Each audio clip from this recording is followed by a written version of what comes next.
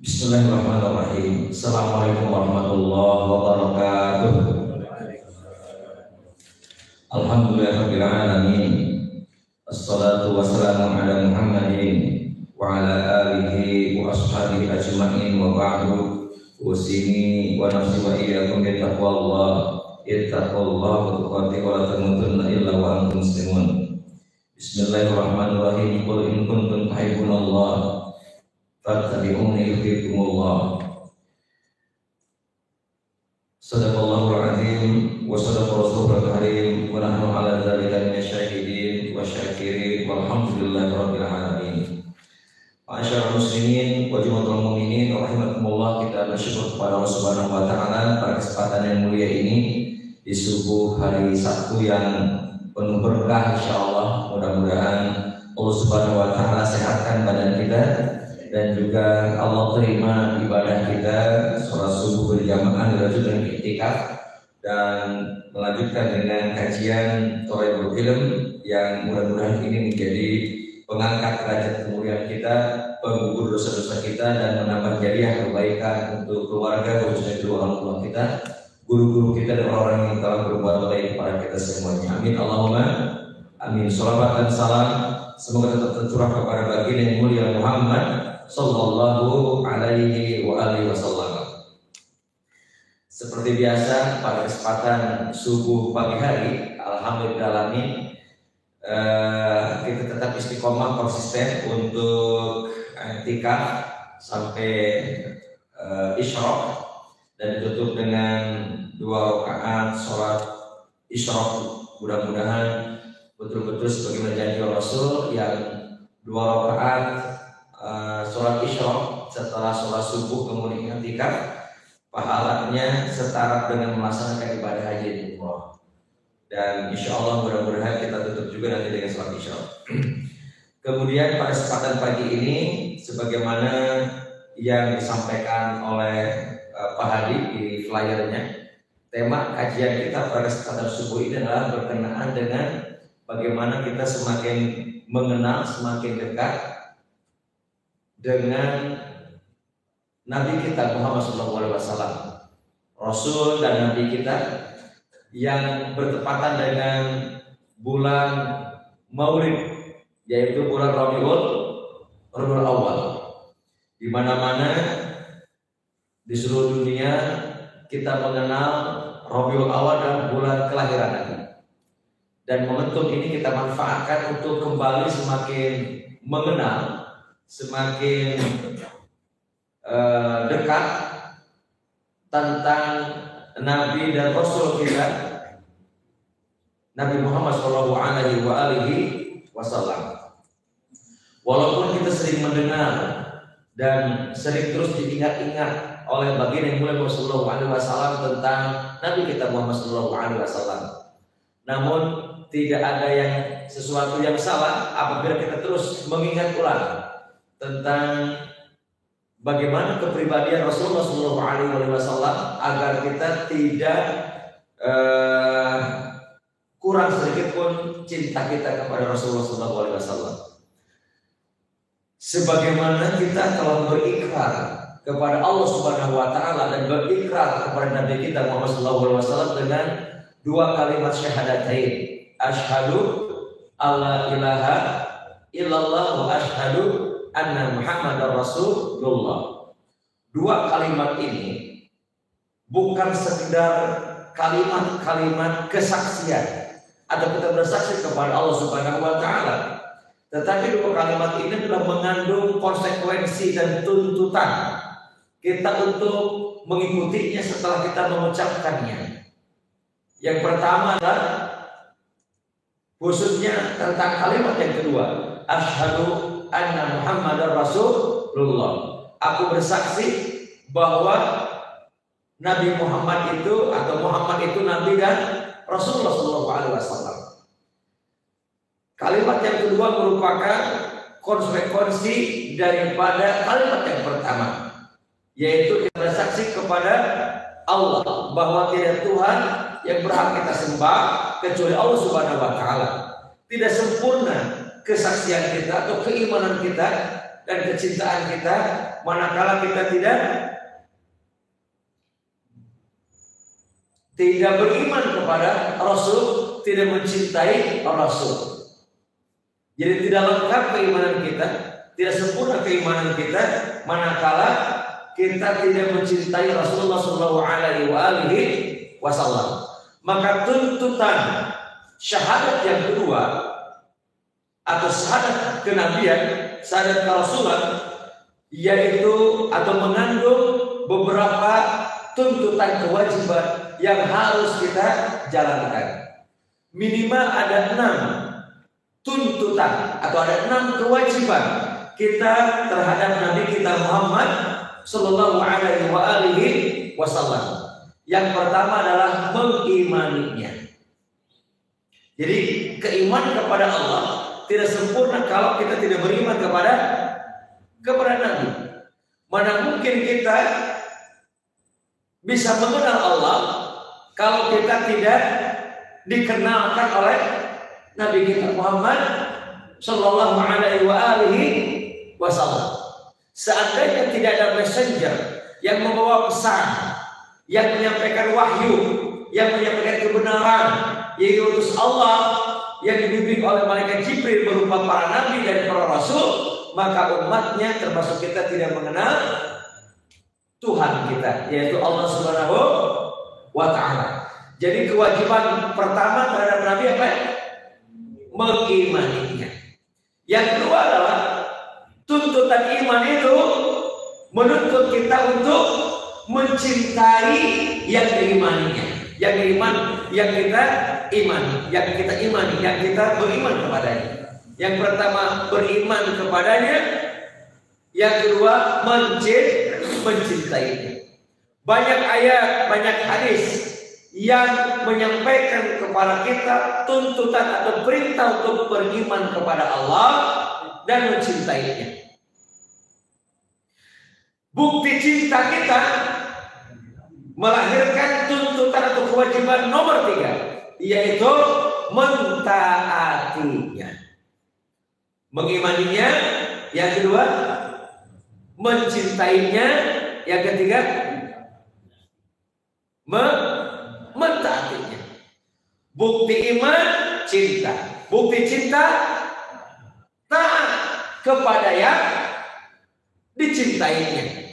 Dan taat menjalankan apa yang dimintanya, taat menjalankan dengan menjauhi apa yang dilarangkan. Itu konsekuensi daripada iman cinta, yaitu taat.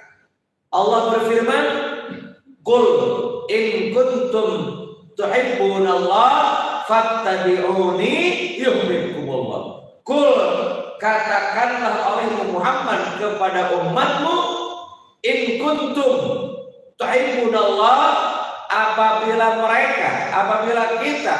kalian, kata Allah, mencintai Allah, fattabi'uni, maka hendaklah mereka atau hendaklah umat mentaatiku, maka tak kalah mentaatiku sama dengan yuhibbukumullah, itu sama dengan mencintai Allah Subhanahu wa taala. Jadi cinta kita tidak resmi, tidak sempurna apabila tidak melahirkan ketaatan kepada Rasul Muhammad SAW. Di dalam berbagai ayat Allah firmankan, ya ayyuhalladzina amanu atiullaha wa atiur rasul wa ulil amri minkum. Wahai orang-orang yang beriman, taatilah Allah, taatilah Rasul dan pemimpin di antara kalian. Di dalam ayat tersebut disebutkan ada 2 kali kata-kata taat, yaitu taat kepada Allah, taat kepada Rasul. Sedangkan taatnya kepada ulul amri tidak definitif jelas tentang taatnya. Atiullah wa atiur Rasul wa ulil amri. Ketika menyebutkan Allah dan Rasul, maka disebutkan taatnya. Atiullah wa atiur Rasul. Sedangkan kepada selain keduanya, selain kepada Rasulnya, cukup disambung dengan kalimat wau dan ulil amri tanpa disebutkan atiunya. Apa kata para ulama? Bahwa taat kepada Allah, taat kepada Rasul itu mutlak, tidak bisa ditawar-tawar, tidak ada syarat, tuntutannya jelas, perintahnya jelas. Sedangkan kepada ulil amri, kepada pemimpin di antara kita, baik pemimpin skup kecil, RT atau DKM, RT, RW, kemudian kecamatan, kemudian kota, provinsi, kemudian juga negara, bangsa, atau di kantor kita, kepada atasan kita, kita wajib taat, tapi bersyarat. Taatnya selama dalam kebaikan dan takwa, dan tidak taat dalam kemaksiatan, dalam dosa dan permusuhan. Selama pemimpin itu mengajak kita kepada ketaatan ibadah kepada Allah, kepada kebenaran, menyebarkan nilai-nilai yang baik, itu kita taat. Tapi tidak boleh taat ketika pemimpin mengajak kemaksiatan, mengajak pelanggaran, penyelewengan, apalagi menjerumuskan kita ke lembah dosa dan maksiat. Nah, karenanya yang pertama adalah mengimaninya, yang kedua mencintainya, yang ketiga apa tadi? Mentaatinya. Yang keempat, tanda cinta kita apa? Tuntutannya adalah menyebut-nyebut namanya, mengingat-ingat namanya, atau dalam bahasa yang lain, karena berhubungan dengan Nabi, bersolawat kepadanya. Solawat kepada Nabi menjadi salah satu kewajiban umat. Dari mana tahunya? Dari perintah Allah dalam Quran. Kita baca bareng-bareng. Bismillahirrahmanirrahim. Innallaha wa malaikatahu yusalluna 'alan nabi ya ayyuhalladzina amanu sallu 'alaihi wa sallimu taslima. Apa kata Allah? Sesungguhnya Allah dan para malaikat semuanya bersolawat kepada Nabi. Kemudian Allah lanjutkan firman-Nya, wahai orang-orang yang beriman, sallu. Di sini menggunakan kalimat perintah. Apa kata para ulama? Kullu amrin yadullu ala wajib. Setiap perintah menunjukkan sesuatu itu wajib kita jalankan. Apa itu perintahnya? Sallu. Apa itu? Bersolawatlah. Dilanjutkan dengan kalimat wasallimu, kalimat perintah juga. Apa itu? Berkirim salam. Kepada siapa? Kepada Nabi Rasul yang mulia Muhammad Sallallahu Alaihi Wasallam. Ada beberapa tingkatan perintah. Kalau perintah ayat atau hadis, sekedar perintah, dan ada keutamaan pada perintah. Juga ada ancaman saat tidak menjalankan perintah, maka perintah itu menjadi wajib. Bahkan wajibnya adalah wajib ain atau fardu ain. Tapi jika ada perintah,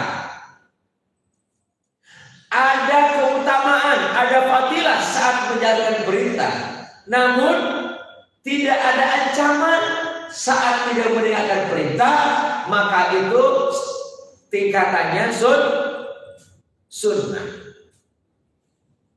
Jika ada perintah, tidak ada keutamaan dan tidak ada ancaman, maka statusnya mubah. Apa mubah? Boleh dilaksanakan, boleh pula tidak ditinggalkan. Nah, berkenaan dengan sholawat dan salam kepada Nabi, tadi perintahnya jelas. Ya ayyuhalladzina amanu, kepada orang beriman, shollu, hendaklah kalian bersolawat, alaihi wasallimu tasliman, dan juga berkirim salam kepada Nabi kita SAW. Ini perintahnya. Adakah keutamaannya? Keutamaan bersolawat. Apa kata Nabi? Kita baca bareng-bareng. Kita baca bareng-bareng. Man shalla alayya sholatan sallallahu alaihi asyra shalawatin wa yuhattu asyra khutuwatin wa yarfa'u asyra darajatin. Apa kata Nabi? Barang siapa yang bersolawat kepadaku 1 kali, maka Allah bersolawat kepadanya 10 kali. Allah hapuskan darinya 10 kesalahan, dan Allah angkat untuknya 10 derajat. Masya Allah. Hanya dengan 1 kali sholawat. Apa keutamanya? Allah bersolawat kepadanya 10 kali, Allah hapuskan darinya 10 kesalahan, dan Allah angkat untuknya 10 derajat hanya dengan 1 kali sholawat. Ini salah satu hadis, dan masih banyak hadis-hadis yang lain tentang keutamaan bersolawat. Adakah ancaman bagi orang yang tidak bersolawat? Adakah ancaman bagi orang yang jarang atau tidak bersolawat kepada Nabi saat mendengar nama Nabi? Maka ada banyak riwayat. Apa salah satunya? Dikatakan orang yang paling pelit adalah mereka yang ketika disebut nama wahai Muhammad, tapi ia tidak bersolawat kepadanya. Paling apa? Paling pelit. Ada riwayat yang lain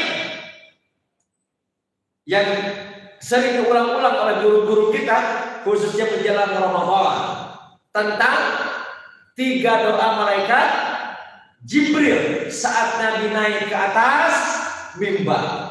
Saat Nabi naik ke tangga mimbar pertama, Nabi tertunduk mengangkat kedua tangan bilang amin.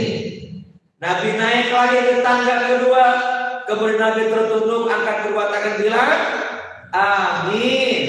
Naik tangga yang ketiga, Nabi tertunduk angkat kedua tangan bilang amin. Setelah Nabi selesai berkhutbah atau ceramah dari atas mimbar, turun para sahabat bertanya kepada Nabi, tidak seperti biasa engkau naik ke atas mimbar kemudian mengangkat kedua tangan sambil bilang amin 3 kali.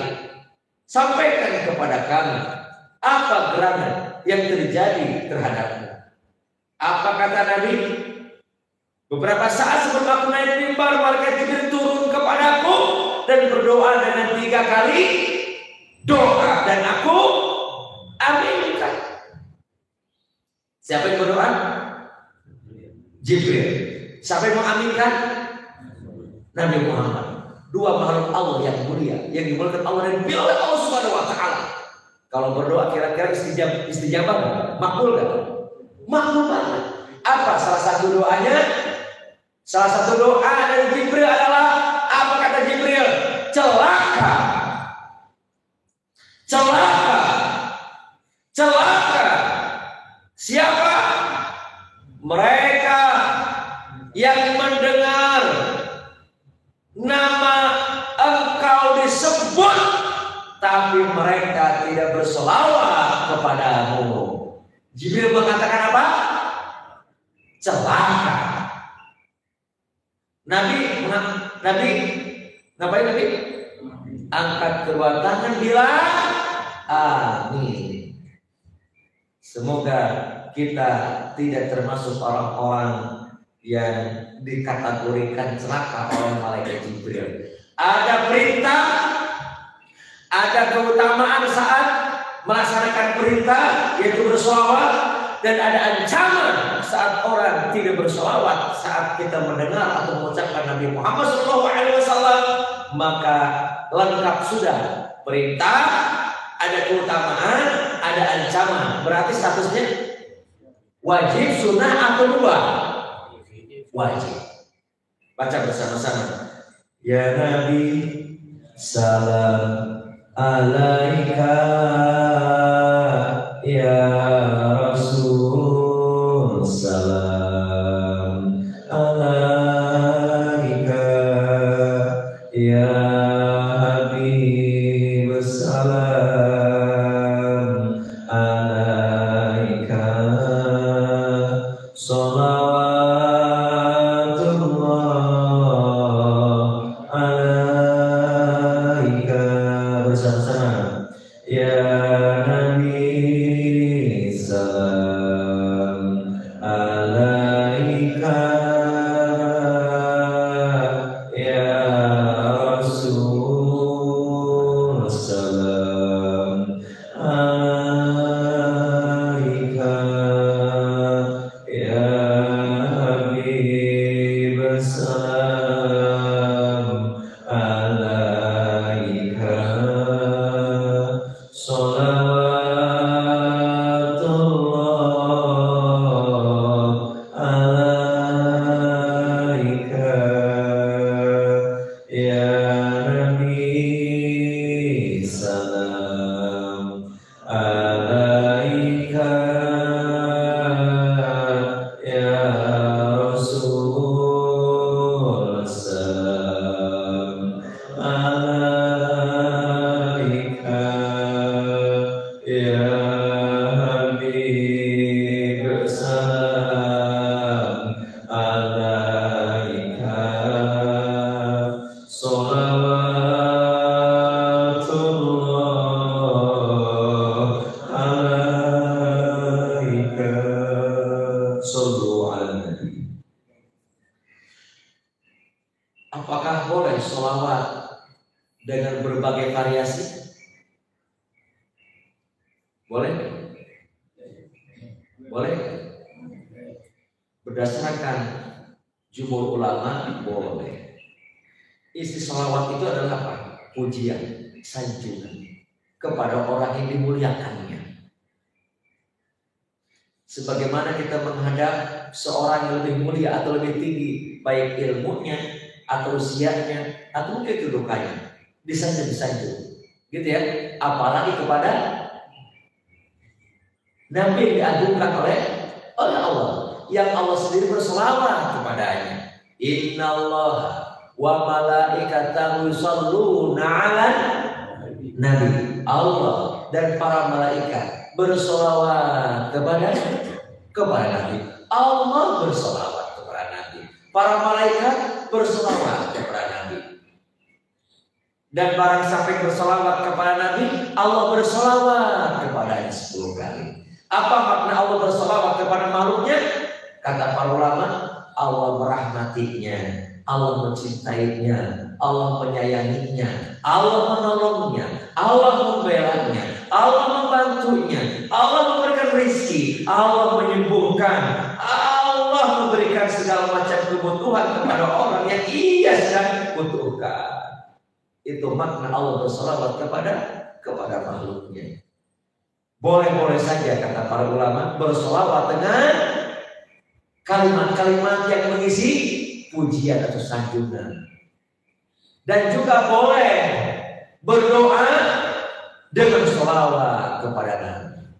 Makanya salah satu adab-adab doa selain memuji Allah, memuji Nabi dengan cara berselawat. Ada banyak selawat yang diajar guru-guru kita. Ada selawat apa yang dikenal apa, Bapak Ibu? Ada selawat Tidil Qulub, berselawat kepada Nabi sambil berdoa minta kesembuhan, minta penawar, minta obat dari segala macam penyakit dalam tubuh kita, baik yang fisik atau non fisik. Selawat Tidil Qulub. Ada selawat memohon kebahagiaan dan kesuksesan atau kabar gembira. Dan juga bersolawat, dengan solawat itu maka mengalir pula kebaikan buat kedua orang tua dan guru-guru kita, juga murid-murid kita. Namanya solawat apa tuh di pesantren? Solawat apa?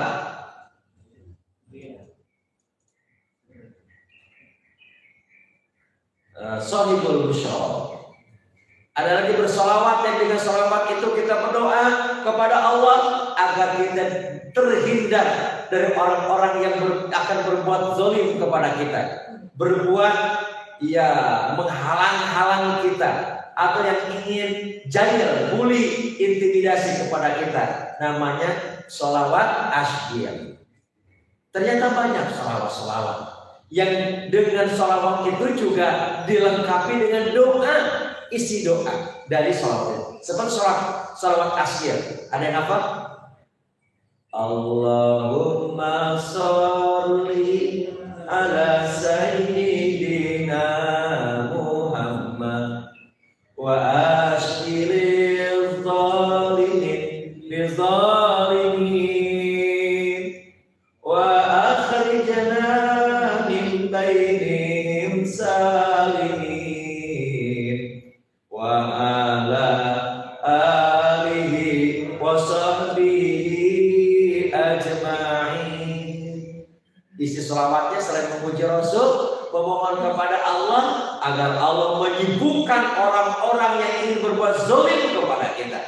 Allah yang menghalang-halangi orang yang berbuat zalim kepada kita, dan kita bermohon kepada Allah untuk diberikan jalan keluar dari setiap permasalahan. Sekaligus bersolawat kepada Nabi, dan kita memohon kepada Allah agar kita dilindungi dari orang zalim, dan kita memohon kepada Allah jalan keluar. Hafal selawat ini. Allahumma sholli ala sayyidina Muhammad wa ashkilil zalimin bizalimin wa akhrijna min bainihim salimin wa ala alihi wa sahbihi ajma'in. Dan salawat Tidil Qulub yang kita memohon kepada Allah selain bersalawat kepada Nabi, mohon kepada Allah untuk disembuhkan, karena Allah Tidil Qulub, Allah sang dokter hati, Allah sang penyembuh badan, dan Allah memberikan cahaya kepada pandangan hati dan hati nurani untuk bisa hidup membedakan mana benar mana salah. Salawat Tidil Qulub, hafal. Allahumma sholli ala sayyidina Muhammadin tibbil qulubi wa dawaiha wa afiyatil abadani wa shifaiha wa nuril absari wa diyaiha wa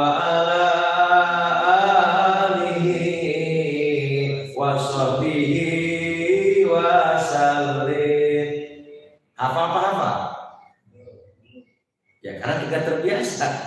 Apa yang mengatakan bersalawat bid'ah, sesat menyesatkan, tidak boleh dengan nada dan lagu. Boleh nggak dengan nada dan lagu? Di zaman Nabi ada nggak? Ketika Nabi sampai di Madinah disambut dengan salawat pada Tola'al badru'an. Hafal nggak? Dengan apa? Apa tuh? Rebana kalau bahasa sekarang, ya kan? Ya dulu juga sudah ada tuh rebana itu, pakai kulit kan? Tola'al badru, menyambut dengan rasa bahagia. Masya Allah. Dan hadisnya jelas, ayatnya jelas. Boleh nggak dengan nada seperti nada syariat? Boleh nggak? Setiap Idul Fitri dan Idul Adha, Nabi dan para istrinya diajak nonton, menyaksikan di sebuah pertunjukan. Ada pertunjukan permainan, ada pertunjukan qasidah, munsyid atau nasyid. Sampai Aisyah karena mungkin dulu tidak ada kursi gitu ya. Kalau sekarang kan kalau ada teater itu kan ada kursi udah. Dulu berdiri, Nabi berdiri, Aisyah sebelah kanan dan menaruh apa namanya? Dagunya di pundak Nabi dan ditempelkan pipi Aisyah ke pipi Rasulullah SAW. Jadi mesra banget ya. Dagunya ditempelkan di mana? Di pundak, pipinya ditempelkan ke Rasulullah SAW. Tempel lama. Sambil Nabi bilang, sudah belum? Belum. Terus lengket sambil sebelah kanannya, tangannya apa? Meluk Nabi. Kata Nabi yang kedua, sudah belum wahai cintaku? Belum. Nonton lagi. Udah agak lama ditanya lagi, sudah belum? Belum. Apa kata Aisyah? Sesungguhnya aku tidak melihat apa?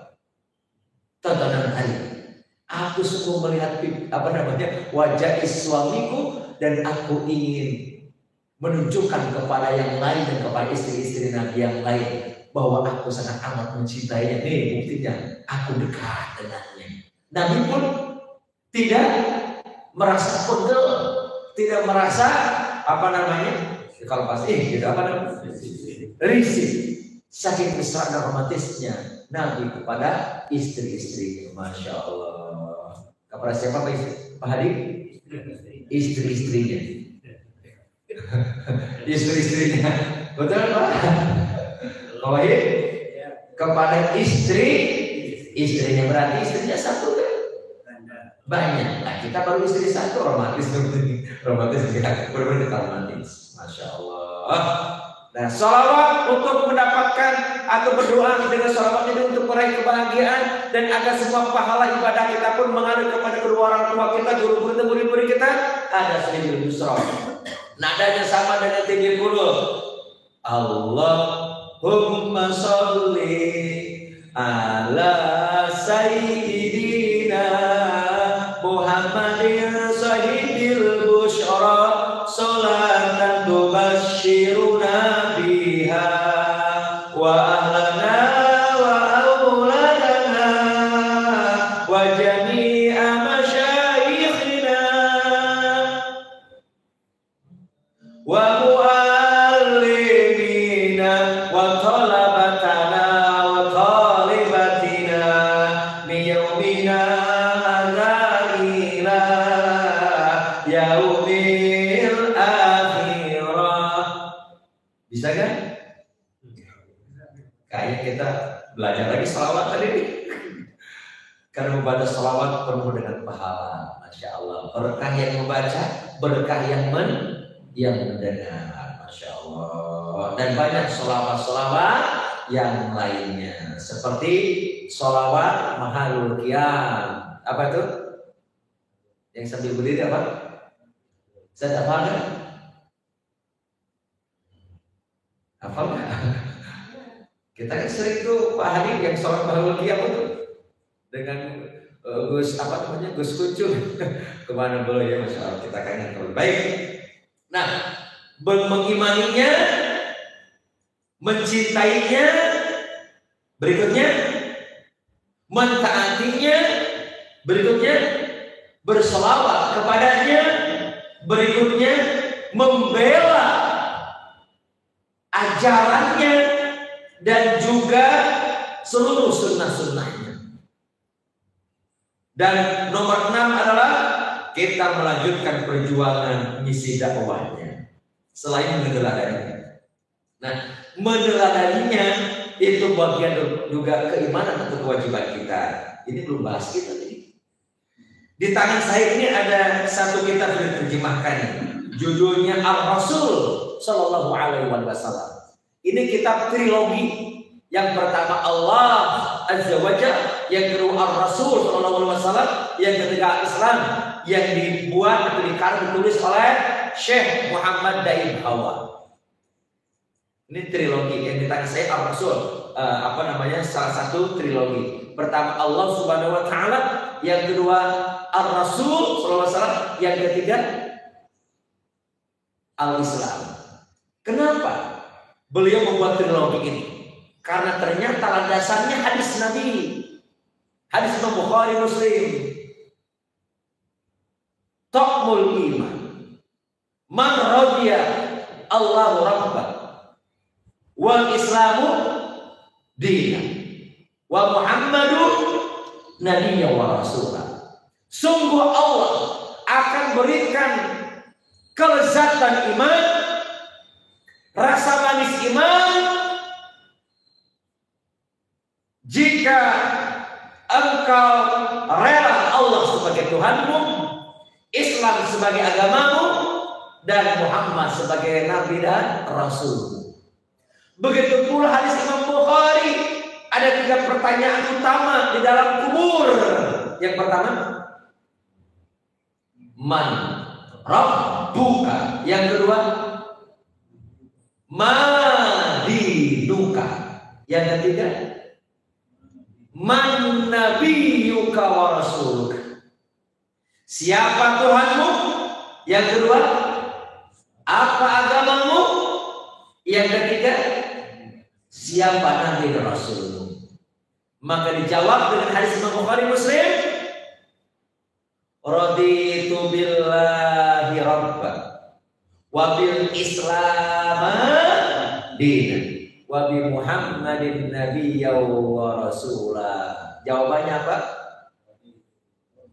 Aku ridho Allah Tuhanku, aku ridho Islam agamaku, dan aku ridho Muhammad Nabi dan Rasulku. Masya Allah. Akan ada tes di alam barzakh, akan ada soal. Lebih bocorin juga jawabannya. Enak kan? Enak banget. Walaupun demikian, kata para ulama, yang akan berbicara dan menjawab pertanyaan bukan mulut. Nah, bukan mulut. Kalau mulut nggak gampang, iya kan? Tinggal jawab tadi apa? Allahu Rabbi, wal Islamu dini, wa Muhammadun Nabiyyi wa Rasuli. Enak kan? Allah Tuhanku, Islam agamaku, Muhammad Nabi dan Rasulku. Jawabannya enak kan? Udah kasih bocoran. Tapi menjawab nanti bukan mulut kita. Apa kata Allah? Kita baca bareng-bareng. Bismillahirrahmanirrahim. Al-yawma nakhtimu ala afwahihim wa tukallimuna aydihim wa tashhadu arjulihim bima kanu yaksibu. Surat Yasin. Ingatlah suatu hari yang Allah akan gembok kunci mulut-mulutmu, dan kelak akan berbicara tangan-tanganmu, dan kaki akan menjadi saksi atas apa yang kau telah perbuat selama di dunia. Jadi akan berbicara apa? Tangan, kaki menjadi saksi. Ada yang tidak membolehkan takwil, yang kelak tangan berbicara. Tapi sebagai ulama membolehkan takwil seperti Abdullah bin Abbas karena Nabi mendoakan Abdullah bin Abbas salah satunya apa? Allahumma faqihu fiddin wa 'allimhu ta'wila. Maka yang pandai bertakwil Imam Mufassirin terjemahan Quran adalah Abdullah bin Abbas karena doakan Nabi ajarkan untuknya takwil. Dan salah satu makna tangan yang berbicara maknanya apa? Tangan ini simbol beramal, simbol bekerja, simbol berbuat dan beraktivitas. Maknanya kalau begitu apa? Yang menjawab adalah amal soleh, bukan mulut kita. Nah, mudah-mudahan Allah mudahkan kita untuk menjawab pertanyaan malaikat dalam bahasa ini dan pertanggungjawaban kita di hadapan Allah Subhanahu wa Ta'ala. Amin Allahumma. Jika hadirin sekalian nanti belum punya bukunya, silakan bisa diakses di toko-toko buku atau di Gramedia. Ini banyak tentang bagaimana kita mengenal kepribadian Rasulullah SAW, Al-Sirah An-Nabawiyah secara fisik, di antaranya buku ini. Fisiknya, sifat-sifatnya, karakter dasarnya, mukjizatnya seperti kita masuk ini. Ada juga adalah Rahiqul Makhtum, ada juga adalah An-Nabawiyah yang banyak sekali tentang ciri-ciri. Ada juga yang berbicara masalah tahapan-tahapan sejarahnya seperti Fiqhus Sirah yang dibuat oleh Dr. Muhammad Ramadan Al-Buti, juga adalah Muhammad Abdurrahman Sofi Rahman Al-Mubarak Furi. Itu adalah tentang tahapan-tahapan sejarah, tapi tentang fisik, tentang sifat, karakter ada di Rahiqul Makhtum, ada juga di Syama'il Muhammadiyah. Salah satunya tadi saya adalah Ar-Rasul Muhammad Sallallahu Alaihi Wasallam. Saya hanya menyampaikan isi-isinya saja. Di dalam kitab ini dijelaskan tentang sifat-sifat atau keadaan fisik Rasul yang di dalamnya mengandung sifat-sifat fundamental.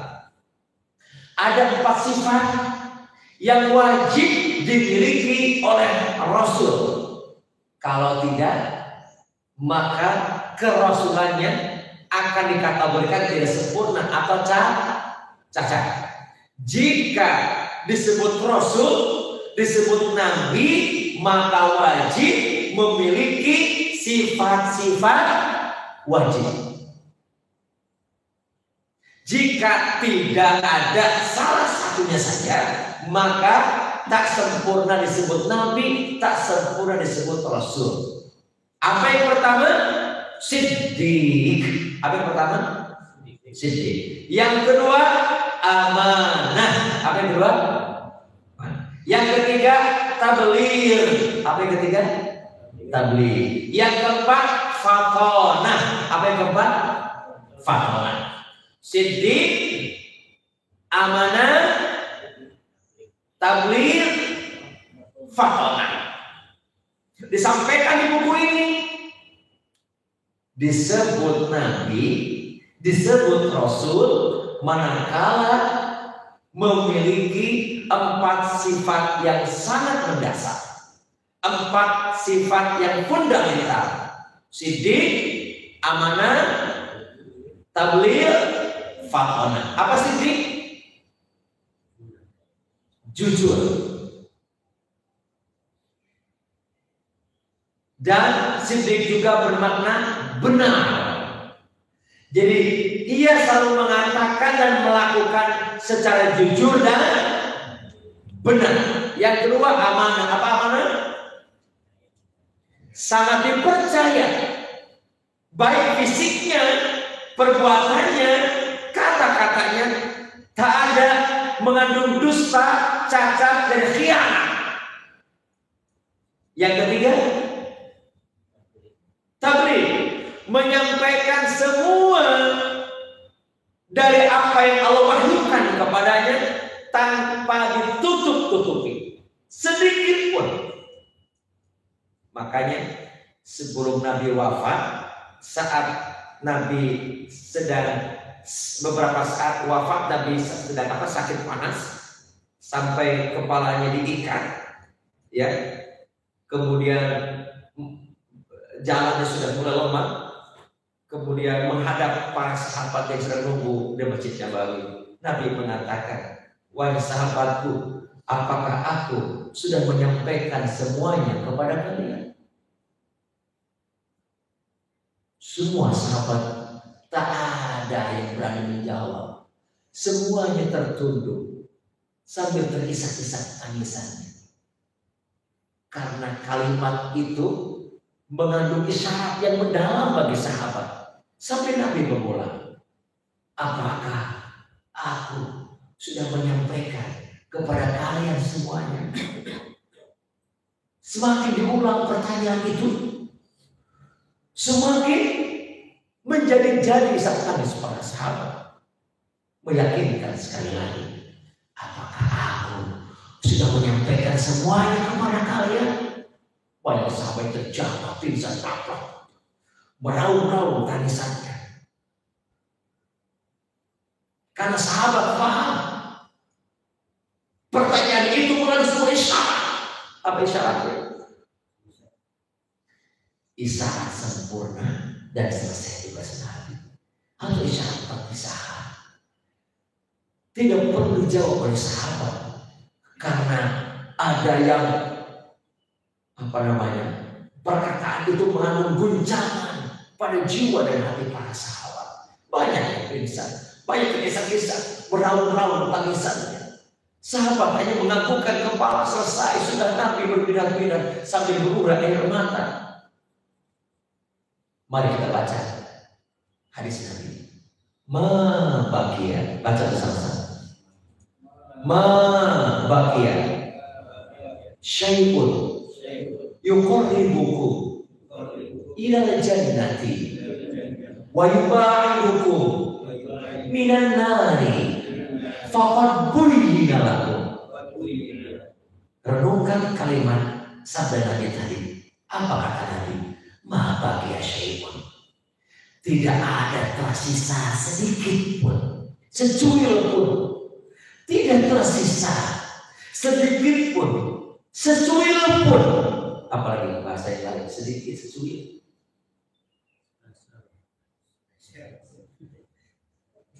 Itu kalau bahasa keuangan memang suka sekali. Apalagi secuil, sedikit, apa tuh? Apa bahasa yang lain? Yang menggambarkan sesuatu yang sangat kecil, yang sangat sedikit. Apa bahasa? Bahasa ini, bahasa apa namanya?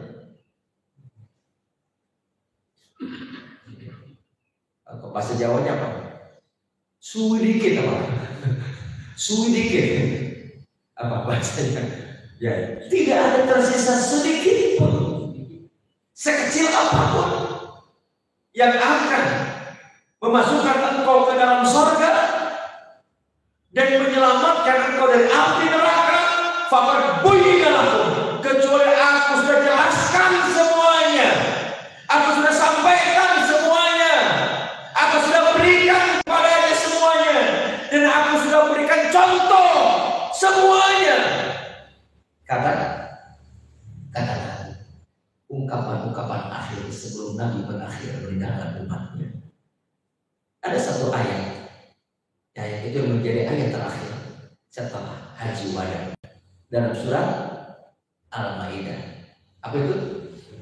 Al-yawma akmaltu lakum dinakum. Hari ini telah aku sempurnakan untukmu agamaku, telah aku sempurnakan nikmatku untukmu. Dan nikmat tertinggi itu adalah aku sempurnakan dan aku ridhoi Islam sebagai agama. Itu ayat terakhir setelah haji wada. Al-yawma akmaltu bahasanya, hari ini aku sempurnakan. Berarti kalau sudah sempurna, maknanya sudah disampaikan oleh Nabi semuanya, sudah dijelaskan, sudah dikasih tahu, dan sudah diberikan contoh. Pertanyaannya adalah, masih ada keraguan kita masih ada keraguan kita terhadap Islam ini? Masih ada keraguan kita terhadap Al-Quran? Dan masih ada keraguan terhadap sunnah-sunnah Rasul yang mulia Muhammad sallallahu alaihi wasallam? Dan masih ragu di antara manusia bahwa dengan mengikuti ajaran Nabi kita akan sampai akhirnya bertemu dengan Allah sebagai tujuan akhir kita, atau masuk ke dalam surga bertemu dengan Nabi dan bertemu dengan Allah. Allah membuka hijabnya sehingga kita mampu menatap Allah dengan mata telanjang kita. Banyak manusia yang meragukan. Padahal Bapak Ibu mohon maaf, punten, sebelum ada pesawat ada dua kendaraan utama. Yang pertama yang di darat adalah bis, yang di laut adalah angkot. Mohon maaf, saat kita pulang kampung naik bis, apakah kita mengenal supir bis? Seringkali kan tidak mengenal, betul kan? Tapi kita yakin kepada supir akan membawa ke tempat tujuan kita, walaupun kita tidak mengenal supir kita. Kita mungkin tidak mengenal ketika naik kapal itu siapa nakodanya, siapa namanya, dari mana asalnya. Tapi kita naik kapal dan kita yakin kepada nakoda bahwa kita akan sampai di tempat tujuan, walaupun kita tidak kenal siapa nakoda itu. Ketika naik pesawat, apakah di antara kita ada yang bertanya siapa pilot kita, siapa pramugari kita? Kita pun tidak mengenalnya. Hatta sekalipun nama, walaupun dia memperkenalkan diri atau diperkenalkan oleh pramugari, tapi gak penting nama itu. Yang penting kita naik pesawat, ikuti aturan naik pesawat, dan kita yakin bahwa pilot akan mengajak kita sampai di tujuan. Bayangkan pilot, supir bis atau angkot, atau delman, atau tukang beca, atau ojek, atau nakoda, kita atau pilot, kita tidak mengenal mereka, tapi kita yakin supir, pilot, nakoda itu akan membawa kendaraan ini sampai kepada tujuan kita dengan selamat. Tapi kita sudah dikasih tahu siapa Tuhan kita, siapa Nabi kita, tapi banyak orang yang tidak yakin ketika mengikuti aturan itu, seolah tidak sampai dan tidak menyelamatkan kita. Nauzubillah ini dari mari istighfar. Astaghfirullah Rabbal baraya, astaghfirullah minal khataya, astaghfirullah Rabbal baraya, astaghfirullah minal khataya. Bahkan Nabi harus menegaskan di akhir-akhir sebelum beliau meninggalkan umatnya, taraktu fiikum amrayni fa in tamassaktum bihima falan tadillu abadan fahuwa kitabullah wa sunnati. Aku telah tinggalkan, aku telah wariskan untukmu dua perkara. Jika engkau berpegang teguh kepada keduanya, maka engkau tidak akan tersesat selama-lamanya. Maknanya kau akan selamat dunia dan akhiratnya, yaitu kitabullah Al-Quran dan sunnah-sunnah Rasul yang mulia Muhammad SAW. Insyaallah. Mudah-mudahan kita istiqomah berpegang teguh kepada Al-Quran dan kepada sunnah Nabi Muhammad SAW. Kita bahas sedikit saja ciri-ciri fisik Nabi dari berbagai riwayat, dari Imam Bukhari, Imam Muslim, Imam Tirmizi, Imam Ahmad, ada Imam Tabrani, Imam An-Nasai, dan Imam hadis yang lainnya disampaikan kepada kita tentang keadaan fisik Rasulullah SAW. Ini riwayatnya banyak, nanti silakan dibaca secara lengkapnya di kitab ini. Kita baca di antaranya adalah dari Tirmizi dan Al-Baihaqi meriwayatkan dari Abu Hurairah yang berkata, aku tak melihat sesuatu yang lebih bagus dari Rasulullah SAW. Seakan-akan sang mentari merampas di wajahnya. Aku tak melihat seseorang yang lebih cepat jalannya dari beliau. Seakan-akan bumi terlintas olehnya. Sungguh kami telah kepayahan, sedang beliau tetap kelihatan tenang. Jadi Nabi berjalan yang mengikutinya berjalin. Apa namanya? Harus berlari. Jalannya Nabi berarti cepat atau lambat? Cepat. Sampai-sampai yang mengikutinya harus setengah berlari. Nah itu Nabi berjalan dengan tenang, tapi yang mengikutinya tersengal-sengal, tergopoh-gopoh. Berarti cepat atau pelan? Disampaikan dalam yang lain, Nabi berjalan itu sambil apa? Menundukkan pandangannya. Fokus, tunduk.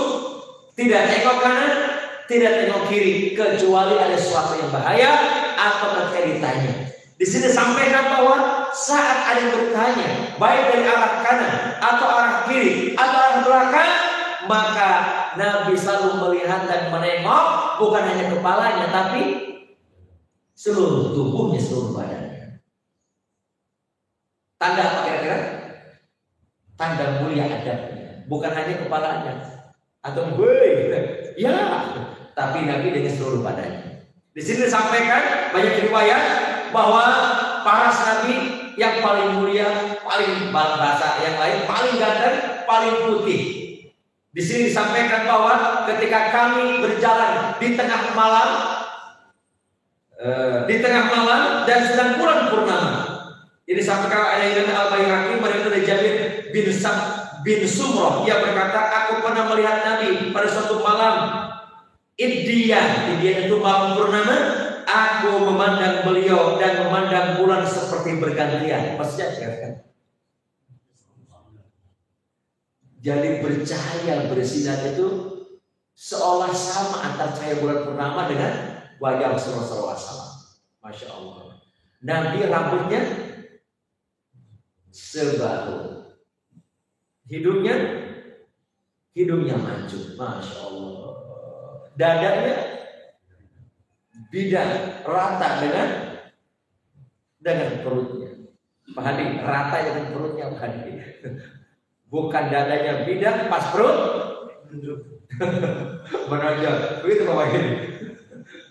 Nah, itu kita harus itu luar biasa ini. Dan Nabi itu sangat sehat. Tidak pernah sakit kecuali 2 kali. Pertama ketika disihir oleh wanita Yahudi, yang kedua sesaat sebelum meninggal, sebelum wafat. Berarti Nabi sehat. Banyak lagi ciri-ciri karakternya, ciri fisik, ciri rambut, ciri cara berjalan, cara duduk, cara berbicara, cara menghadap, baik kepada pejabat atau kepada orang atau kepada rakyat, ini sangat luar biasa. Nanti bisa dibaca oleh semuanya tentang sifat-sifat atau ciri-ciri fisik Rasulullah SAW. Masya Allah. Kebiasaan Nabi apa? Membiarkan jenggot terguntai, tapi rapi disisir, tapi menghabiskan kumis. Itu untuk menselisihi, kata Nabi, membedakan antara umat-umatnya dengan umat Yahudi dan Nasrani. Baik, tadi sudah. Nah, ini yang perlu saya baca sedikit nih. Kesaksian, ini paling penting nih. Kesaksian. Di dalam kitab disebutkan ada 3 kesaksian. Yang pertama, kesaksian dari musuh-musuh. Yang kedua, kesaksian dari pengikut. Dan yang ketiga adalah kesaksian dari, yang pertama tadi apa? Kesaksian dari musuh. Yang kedua, kesaksian dari pengikut. Yang ketiga, kesaksian realitas. Baik, yang paling heboh adalah kesaksian dari musuh. Kalau dari teman sendiri, dari sahabat, kesaksian yang baik-baik itu wajar nggak? Wajar, karena mencintainya. Karena cinta pasti akan berbicara yang baik-baik, betul nggak? Tapi kalau dari musuh, ini kesaksian luar biasa, ya kan? Kita lihat, kita bahas sedikit tentang kesaksian dari siapa? Dari musuh. Ya. Berarti ini cukup objektif ya. Kesaksian dari siapa? Dari musuh.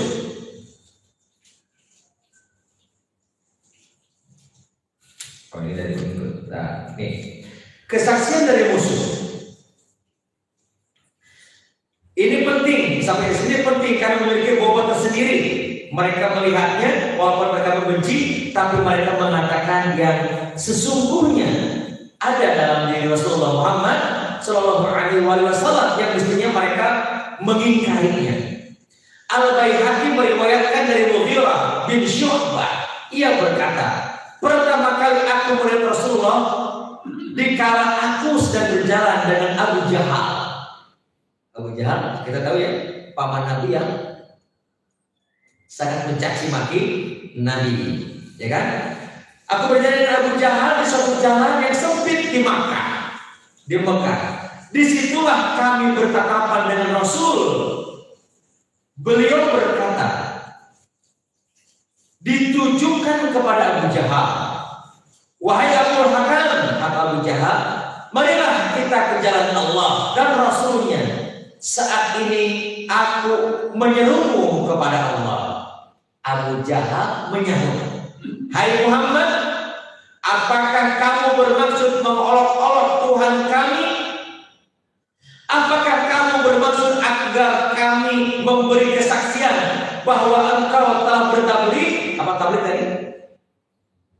Menyampaikan perintah atau dakwah.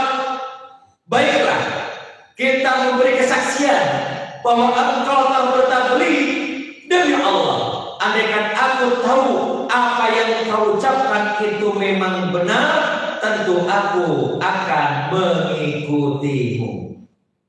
Jadi sesungguhnya Abu Jahal pun meyakini apa yang disampaikan oleh ponakan Muhammad itu benar. Setelah Rasulullah pulang, Abu Jahal menghadap kepadaku seraya berkata, menghadap siapa nih? Menghadap Mughirah bin Syu'bah. Ini setelah Nabi pergi meninggalkan Abu Jahal. Apa kata Abu Jahal? Di depan Nabi dia agak songong. Apa songong?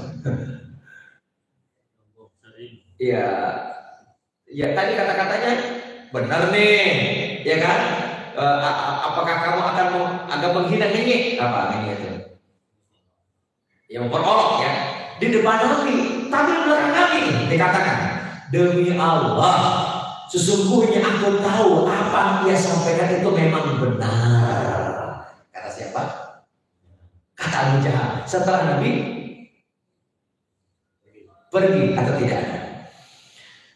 Cuma ada sesuatu yang seperti menghalangiku. Ku ingat Bani Qusay pernah berkata, di tengah-tengah kami ada pelindung. Kami jawab, ya begitulah. Mereka berkata lagi, di tengah-tengah kami ada tempat penampungan air. Kami jawab, ya begitulah. Mereka berkata lagi, di tengah-tengah kami ada balai pertemuan. Kami jawab, ya begitulah. Mereka berkata lagi, di tengah-tengah kami ada bendera. Kami jawab, ya begitulah. Bila mereka menjamu makanan, kami pun ganti menjamu makanan. Sampai akhirnya kalau mereka saling bercerita tentang perjalanan, mereka berkata, di antara kami ada seorang nabi, maka dari Allah aku tak berkomentar apa-apa. Maksudnya apa kira-kira? Memang semua kata-katanya benar. Ini kata siapa? Abu Jahal. Memang ia benci di depan Nabi, di belakangnya mengakui kebenarannya. Ibnu Abi Syaibah juga meriwayatkan hal serupa. Tirmizi meriwayatkan dari Ali bin Abi Thalib bahwa Abu Jahal pernah berkata kepada Rasulullah, sesungguhnya kami tidak merusakanmu, tapi kami merusakan apa yang engkau bawa. Dia yakin, maksudnya Nabi itu tidak pernah berbohong, tapi ia tidak mengimani apa yang diwahyukan Allah kepadanya. Maka Allah turunkan ayat fa innahum la yukadzibunaka walakin az-zalimina bi ayatil lahi yajhadun. Mereka sebenarnya bukan mendustakan kamu, akan tetapi mereka orang-orang yang zalim, ia mengingkari ayat-ayat Allah Subhanahu wa taala. Ibnu Asakir meriwayatkan dari Muawiyah, dia berkata, Abu Sufyan keluar menuju ke dusunnya diiringi Hindun.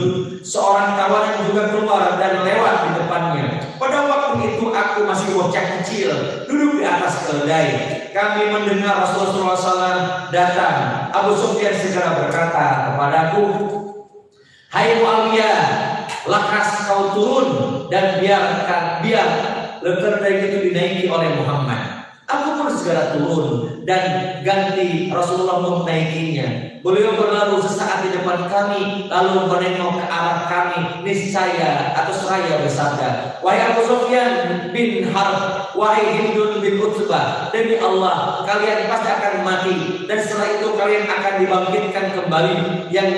Yang berbuat baik akan masuk ke surga dan yang berbuat buruk akan masuk ke neraka. Aku mengatakan kepadamu sebenarnya kalian orang pertama yang akan mendapatkan ancaman. Beliau kemudian membaca surat Fussilat ayat 1 sampai 11. Setelah sudah Abu Sufyan berkata, apakah kata-katamu sudah selesai ya Muhammad?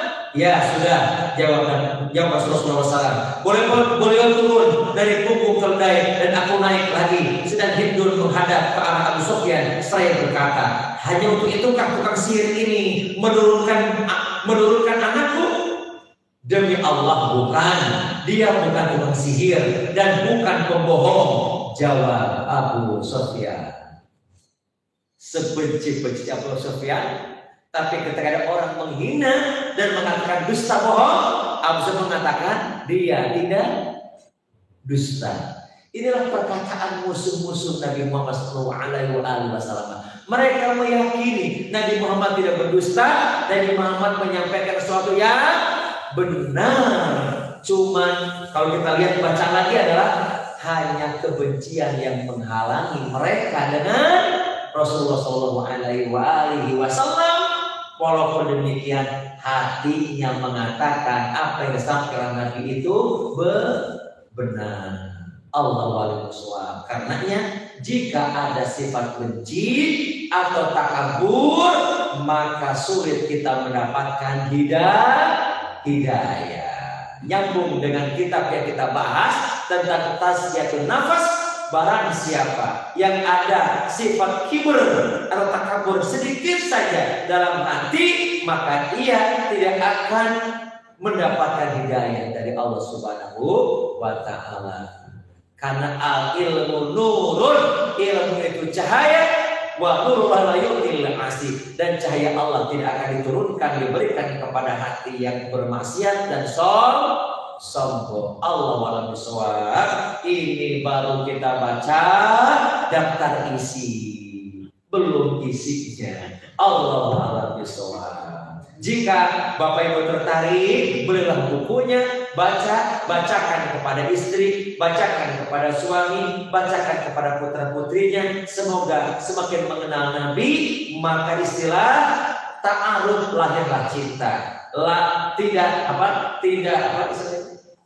Tidak kenal jika tidak ta'aruf. Bagaimana kita cinta kalau kita tidak mengenal siapa yang dicinta? Maka bacalah salah satu kitab atau bukunya adalah Ar-Rasul Muhammad SAW. Ini terjemahan sudah lama sekali, tahun 96. Mungkin sekarang terjemahan sudah banyak yang baru dan banyak kitab-kitab tentang sifat karakter pribadi Rasul yang banyak. Supaya kita mencontoh sebagian, kalaupun tidak semuanya. Karena kalau semuanya mungkin kita sempurna seolah kita tidak dengan sempurna, terlalu banyak dosa. Paling tidak menunjukkan semuanya. Nah, kalau begitu kira-kira ada seorang laki-laki rambutnya gondrong, apa kita mengatakan itu bukan sunnah? Padahal Nabi rambutnya pernah gondrong, seringnya pendek, tapi Nabi pun pernah gondrong. Gondrongnya Nabi rapi atau tidak rapi? Rapi. disisir dan sentiasa menggunakan minyak rambut, dan para istrinya seringkali memberikan minyak rambutnya sambil disisir. Masya Allah. Jadi kalau mau panjang, maksudnya apa? Rapi, wangi, ya kan, sehingga dan tidak menyerupai. Nah itu penting, tidak menyerupai. Biasanya rambut panjang laki atau perempuan? Perempuan. Maka kalau laki panjang jangan menyerupai perempuan, baik dari sikap, perbuatan, gaya jalan, dan gaya bicara, termasuk pakaian yang dikenakan. Bedakan ini laki, bedakan itu perempuan. Walaupun rambutnya panjang, jangan kalah garang seperti garangnya preman. Jangan sampai rambut panjang tapi jalan gemulai. Nah, ini berarti menyerupai atau tasyabuh dengan perempuan. Ketika kita baca sifat-sifat atau karakter Nabi, baik secara fisik atau secara akhlak, mudah-mudahan kita semakin tertarik dan semakin mengenal Nabi, semakin cinta kepada Rasulullah Muhammad SAW sebagai bukti kita sebagai umatnya. Allah wali bersuara. Ini baru pemantik saja. Nanti silakan, kalaupun nanti tidak sempat lagi dibaca atau disampaikan, boleh kita baca bukunya atau miliki bukunya dan bacakan kepada putra-putri kita, kepada keluarga kita, sehingga ketika kita berhadapan dengan Nabi ketika bertanya, apakah dari mana kau mengenalnya? Kan kau bukan sejaman denganku, engkau belum pernah tahu, belum pernah melihatku, belum pernah menyaksikan aku, dan karena aku tidak sejaman denganmu, aku kenal, aku tahu yang guru-guru kami, dan aku baca tentang sejarah kehidupan. Sehingga Nabi tersebut kepada kita semuanya, dan Nabi sayang kepada kita, sehingga Nabi memberikan syafaat kepada kita sehingga kita bisa masuk dalam surga. Amin Allahumma amin. Fastaghfiru innahu ghafurur rahim. Subhanallah wa bihamdika asyhadu an la ilaha illa anta astaghfiruka wa atubu ilaik. Assalamualaikum warahmatullahi wabarakatuh. Sudah masuk isyraq? Duha yang pertama itu namanya isyraq. Duha yang pertama disebut isyraq, itu kata Abdullah ibnu Abbas. Jadi waktu isyraq itu dimulai dari waktu isyraq sampai sholat Allah kita tutup dengan sholat duha 2 rakaat, dan duha yang pertama itu disebut dengan isyraq. Allah